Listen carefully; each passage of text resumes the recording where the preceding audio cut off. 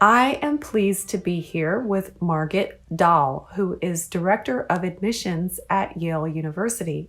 She has spent her entire career in admissions at Yale, and this is a role that she's very passionate about. So we're going to have a really interesting conversation talking about all the things that people would love to know if they could peer into the mind of an admissions officer. So I'm going to just kick right off with something that people really want to know.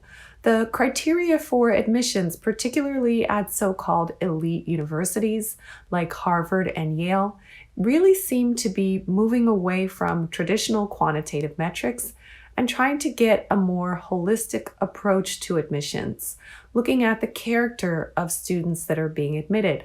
I wonder if you could say something about that. Sure. I actually don't know that anything has changed dramatically in recent years. I'm not sure that this really is that much of a shift. I think for many, many years, and in my experience working at Yale, we have been interested in both the academic part of the student and the personal part of the student. And I think one of the reasons that we are able to spend so much time considering the personal side is because the students who apply to places like Yale or Harvard, by and large, tend to be very well qualified academically. It's why they are applying to places like us. They have done well for years in school. People have told them that they're bright, that they should aspire to go to great colleges, and so they naturally look at places like us, which means that the depth of talent in the applicant pool extends very, very deeply into the applicant pool, and we couldn't possibly make our decisions only based on academic credentials or numeric credentials, which means that we very quickly get into the question of sort of what else? Who else is this person beyond a good student? And that's where probably a lot of the distinctions really are made. And there are some students who are so powerful academically that they are clearly students who need places like Yale. They need to have powerful academic institutions. Our faculty want to teach those students. And even in the absence of terribly well-developed extracurricular interests or personal qualities, there will be a small number of those students who are simply in that rarefied intellectual category where they're likely to be admitted. But there are not that many of those students because the competition for admission is so tough that we have the luxury of finding very, very bright students who also offer other qualities. And that's where we get into all of those other personal characteristics and extracurriculars and human qualities and that sort of thing. So I'm not sure I would agree that Harvard and Yale seem to be becoming less numerically oriented and more personally oriented. I think we've been that way for a very long time already. So let's talk about how Yale looks at quantitative factors, things like standardized tests, grades, advanced placement courses. Do you find that there's a correlation at all between the pool of applicants who perform really strongly on these kinds of things and the more qualitative, holistic look at students? I don't think there is any obvious correlation between the two. You can have students with very, very strong quantitative measures who do very little in the personal arena. They're not terribly interesting. They don't have any obvious passions. They don't seem to spend time on any particular extracurricular activities. And there are also students who may not end up being realistic candidates for Yale, that have lesser academic credentials, but are incredibly interesting, incredibly passionate, very involved, and committed to things. And reading an application like that, sometimes the reader will say something like, "She is going to be a wonderful student at another school." So if we were not as selective as we were, we might love to have that person on our campus, but the numbers just aren't there to make her competitive in our very selective pool. So I don't see any obvious connection between the testing and all the other sort of qualitative qualities. So it's interesting to think about that topic and how, testing doesn't necessarily draw out some of the qualitative factors. I heard, for example, that University of California, their system has stopped using an SAT as a requirement, and they're trying to measure more personal characteristics, things like curiosity, creativity, resilience, empathy. Is it really possible to measure those kinds of things in a quantitative way? I'm not sure it's possible to measure such things in a quantitative way. I think that a test like that will be a very different kind of test. It will be very interesting to see what they come up with.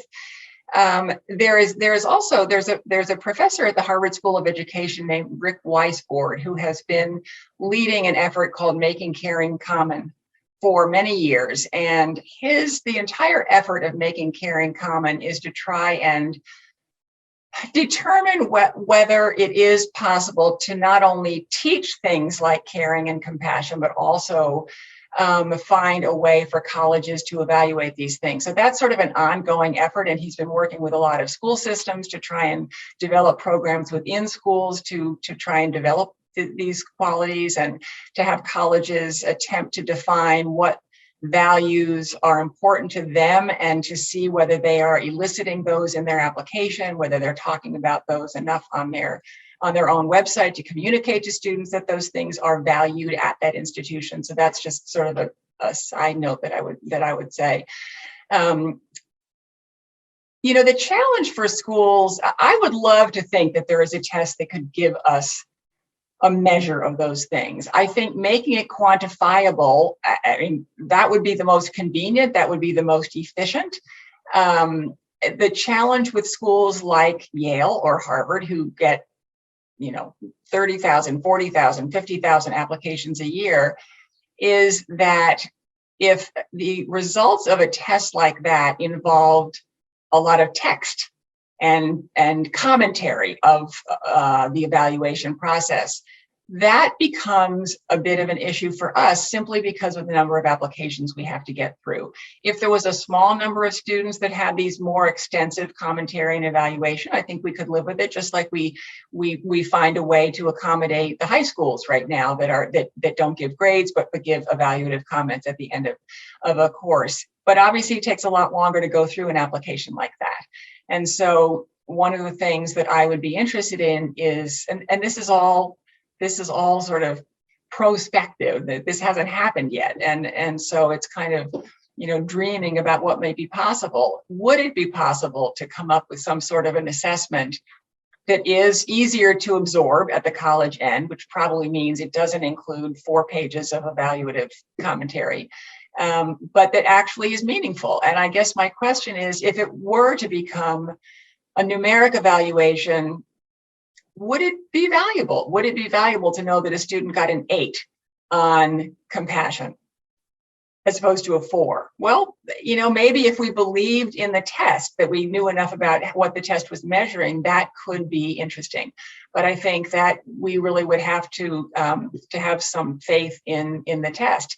I'm very interested in what Berkeley is going to come up with. They've sort of given themselves this 5-year timeline, and the clock started to tick last year when they made these announcements. And so they have until, probably their 24, 25 admissions cycles. And that's a big task, but I'm glad that a major institution that is very, very widely respected is undertaking this project.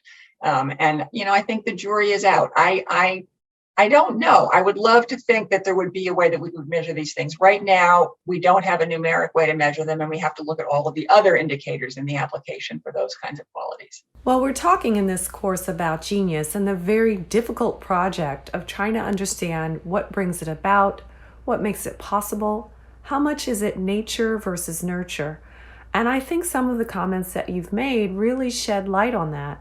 The difficulty of coming up with a metric that allows us to measure someone's capacity for genius, and specifically in light of your work, their capacity to be an excellent student at Yale and a good match for the values of the university and the kind of learning that happens at Yale. I wonder if you could say a little more about, as you're sort of looking at those qualitative traits that Yale values because of the culture of the university, what kinds of things are important to contribute to the environment on campus at Yale? One of the things that is most valued at Yale, I think, is students who are able to be members of a close community. The residential college system here is so important and so defines the undergraduate experience that in the admissions process, we put a lot of care into trying to determine what qualities a student has that would suggest that they would be good members of the community, that they are collaborative, that they communicate with one another well, that they have a sense of caring or compassion or whatever. Which means in school recommendations, it often comes through in comments about peers. First of all, are there comments in an application about peers? Once in a while, I will get through an entire application that may be, a fairly impressive application. And I get to the end of it and say, wait, did I read anything about peers here? And I'll sort of go back to the beginning and run through it again and say, no, I didn't. Now, that doesn't mean that the student has terrible peer relationships. It means it's just a question. It may be that the teachers had so many other things they wanted to talk about that they sort of forgot to mention peer relationships, but that's a student for whom an interview might be very, very important to see if that comes out in the interview. I think that an enthusiasm and sort of the energy to embrace interests and activities beyond the classroom is also of interest to us, because part of what makes Yale so great is that there is so much going on campus at the extracurricular level. And even though there are some things that students do in high school that they will not do at Yale, they can't bring their pet animal that they've raised to the state level and tie it up to a tree on the New Haven Green or anything. But the capacity to be committed to something is a transferable quality. And students who have been genuinely committed to things over a period of time will bring that quality to their college. They will bring the ability to continue to be committed to things, and whether those things change because their interests change, but that's a quality that they have demonstrated in what they've chosen to pursue in high school. So I think, and a sense of curiosity. You can have straight A's and top test scores across the board and not be intellectually curious at all. You just know how to get A's. You know how to do the work, and that's where being curious about the courses that you're taking, about the peers you eat in the dining hall with, about speakers who come to speak at Yale, about something that's going on at the art gallery. Just being curious about things generally is a wonderful quality, and it's the kind of thing that does tend to come through. Sometimes it comes through a student's writing very clearly. Sometimes it comes through recommendations, teachers in particular, who will talk about the level of curiosity that a student evinces, and the fact that when they raise their hand, they know the conversation is just about to take 3 steps forward, because that's just what the student tends to do, to bring the class along with them. And so, that's another quality. And it's not that every applicant is going to have all of these things, but I think they're all valuable to us and to a lot of selective colleges. And so, we sort of read between the lines in essays. We read recommendations very, very carefully. We read a counselor report very carefully. And these things can also come through interviews if the student does have an interview, and they are not everybody is interviewed, but that's usually a conversation with a stranger, and sort of how did this student do sitting down with a Yale graduate who they don't know, presumably they shouldn't know if they're interviewing with them, and sort of what comes through there, and that those kind of personal qualities are often commented on in the interview report as well. So it's really, we come at the student from a lot of different directions, and even the academic piece does not just live on the transcript and on the test results. I mean, the academic piece is very much in the teacher recommendations as well. And the teachers really help separate those straight A students who are very good students and those straight A students who are very good students, but also passionate and curious and intellectual and all those other kinds of things. So, they help sort of separate the excellent from the excellent in a way. I love the way you summarize that. Passionate, curious, intellectual. And you talked about having a collaborative personality and being sort of connected to peers. It really describes a culture that gets built around learning at Yale. And I wonder if you have any thoughts on how that culture sort of lends itself to the ability of education to bring out the best in those students when they come in. Maybe to sort of flip this on its head a little bit, the fact that that environment exists at Yale draws the faculty that it does. And I think the education at Yale sort of starts with the quality of the faculty, and I think the fact that undergraduate education is so highly valued and the college is so much the sort of heart and soul of this university. There are definitely people who are teaching at Yale because of that. And there are some faculty who have not left Yale despite entreaties from other schools because of that. They don't want to leave this place. So when you have that faculty that is incredibly talented and also very, very dedicated to teaching undergraduates, and then you put in front of them a classroom of students who, if we've done our job in the admissions office properly, is bright and curious and motivated and really want to learn. And it's just, there's just a sort of energy that happens in those classrooms. And I think without both pieces, the other piece wouldn't be as dynamic. If you had these fabulous faculty and students who were really smart but a little bit deadbeats and not that curious, and they came in and took their notes and left the class, I mean, those faculty wouldn't stick around for long. They'd go to a place where they have students that are really excited. But when and those students, if they were excited and curious and motivated, had these dullards speaking in front of them in the classroom, they wouldn't be real interested in sticking around. So I think both groups really feed off one another, and I don't think you can have one without the other, I guess I would say. But I don't know, does that answer your question? I think that this really draws out one of the points that Professor Craig Wright makes in his book, The Hidden Habits of Genius, which is that somehow geniuses find their way to hubs of, as you said, energy and activity in the world, and they find their peers. And you're describing this situation where the faculty and the students really feed off of each other. And then there's this kind of an intellectual synergy in an environment, a culture that creates the opportunity for brilliant ideas to be expressed. I want to think for a minute about that. Those that perhaps don't get to that same starting line where they've managed to find their way to the right environment or the right community, or perhaps they don't come from an environment that fosters intellectual excellence, for example. So just thinking about equality and access to all the tools that prepare you for an application to a school like Yale, I wonder if you have anything to say to how do you, as an admissions person, think about the issue of getting people to a fair starting line? One of the things that we think about, and that is written somewhere into our mission statement, which actually is in the form of a letter that was written by the Yale president in 1967, and has been updated since then, but it is such an eloquent statement of what Yale should be looking for that it still stands basically as our admissions policy.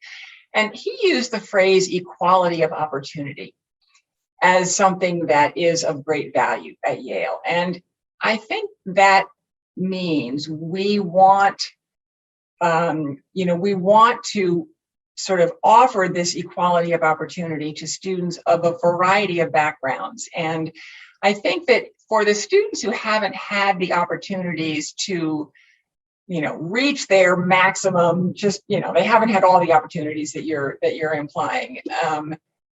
We look at them in the context of the level of opportunity that they have had. And so one of the reasons that our admissions officers are organized by geography. They are each responsible for a state or a part of a state, or sometimes a school.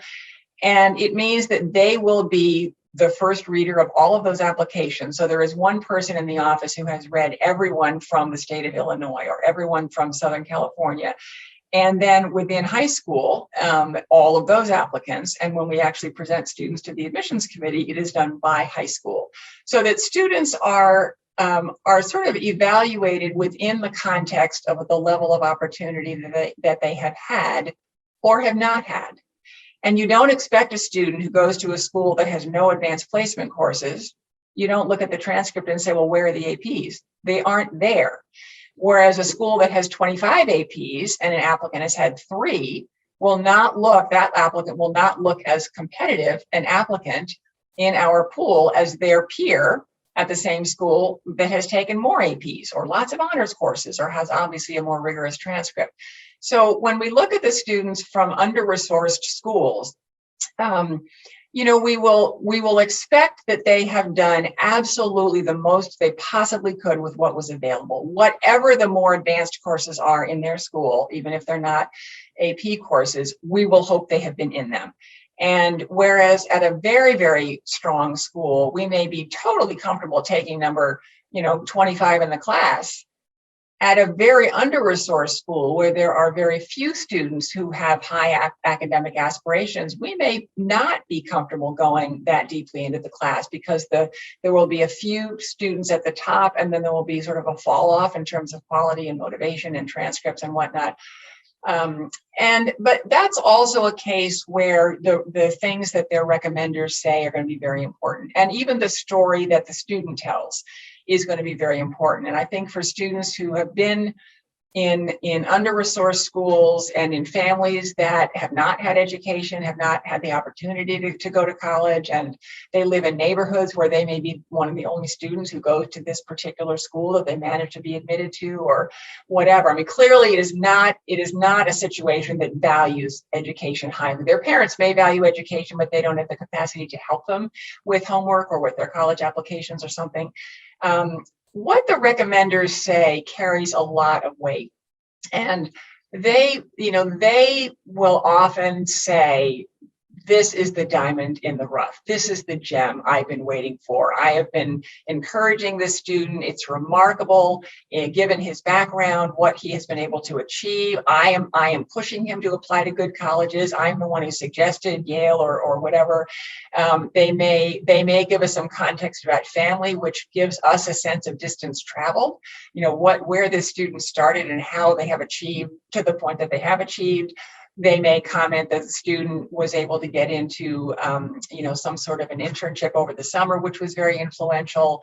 We will look at the extracurricular activities of a student like that and see that this kid works 15 hours a week, sometimes 20 hours a week. We don't look for a long extracurricular list beyond that. If you're working 20 hours a week to help support your family, you don't have time to be in the band and volunteer down the street and, join the theater and play a sport. And you may do some of those things, but at a much less level. But we give as much value to the work that student is doing as to a longer list of extracurricular activities, for a more affluent school down the road. So I think judging a student in their own context is the fairest way for us to evaluate these students and also to see what other people say about them. It can also be an interview with a Yale alumnus can be really, really helpful if there is a student like that who's had very few resources, but the application clearly has some interest for us. This is a viable application. We are interested. We will absolutely try and get that student interviewed, because that means somebody who knows Yale well is now talking to this student who aspires to go to Yale and sort of, do they see a fit? Do they think that this kid would be okay? And doesn't mean they won't have a tough transition. I mean, they're kids from more affluent backgrounds who have tough transitions to college or are terribly homesick, or, nobody's been at college before, sort of. So, but the alumni interview can also be very, very helpful in those situations. But, there's no question, we realize that the playing field is not level out there, and that in many ways, life is not fair. My father always used to say, nobody ever said that life was fair. And so we just do our best to try and evaluate potential. I mean, I think that's maybe the difference, is that in some of these kids, they've achieved to the point that they could, which is not as high as what they might have done had they been in a more affluent environment, but they're just signals that the potential is really there. There's a lot of curiosity that comes out of what they've written, and they list sort of interesting majors, or their essay just captures a sense of wanting to know more, wanting to do more, and you get a sense of a student who, if they're put in an environment like the one at Yale, they're just going to take off. And it might take them till their second year to sort of hit their stride, but you just get the sense that when they hit their stride, they're really going to take off. I think I'd like to close with this question. As a person who has spent their entire career in admissions at Yale, ushering some of the best and brightest kids into this university, and also making the decision for others that, although they may be among the best and the brightest, Yale is not the right place for them. What would you say to the young up-and-coming student, whether they're an 8th grader or a high school student, about shaping their path toward the college admissions process? What's the best thing for them to think about doing? Is it getting into that perfect school? Is it finding their path? Or some sort of a more eclectic and less deterministic process?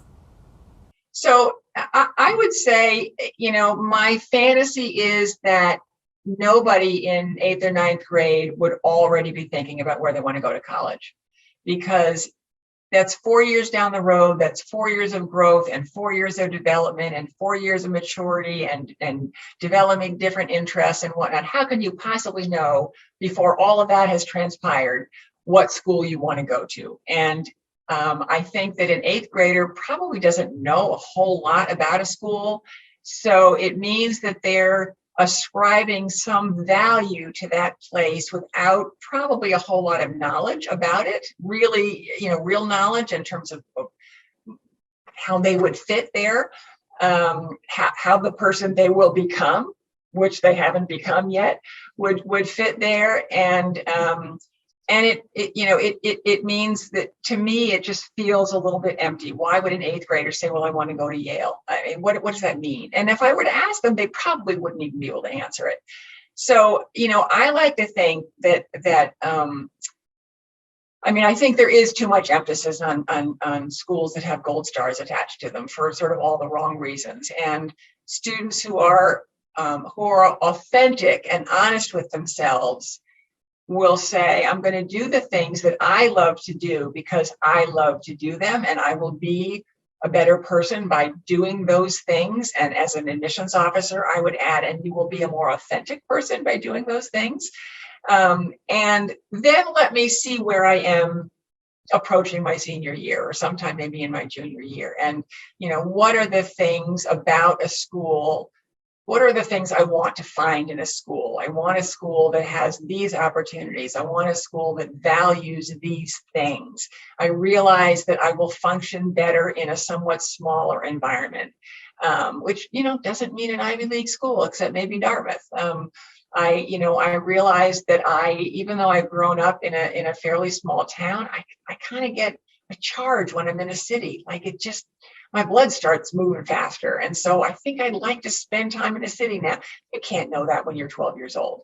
So, I think that the more you can sort of hold off thinking about college until maybe your junior year, the better. I mean, kids should have the time to be kids and do what they want to do, and not have this scepter of college sort of hanging over them. And that has everything to do with parents, because kids are not born thinking about college. It's usually adults who start talking about college, or maybe much older siblings. But I think that the ones sometimes that are the most wound up about the process are students whose parents have perhaps been talking about it since they were in 8th grade, and constantly reinforcing, you need to do this and you need to do that and you need to get these grades. And some of those kids end up being so anxious in their senior year about their performance and where they're going to get in, that it actually diminishes their attractiveness to a college like Yale, which is so selective because there's just undercurrent of anxiety sort of running through the application, which doesn't help them get in. So, in summary, figure out who you are and then be yourself. Yes, and then find a college where you can continue to be yourself. All right. Well, thank you so much, Margit. This has been such a fascinating conversation. Well, thank you for asking such good questions.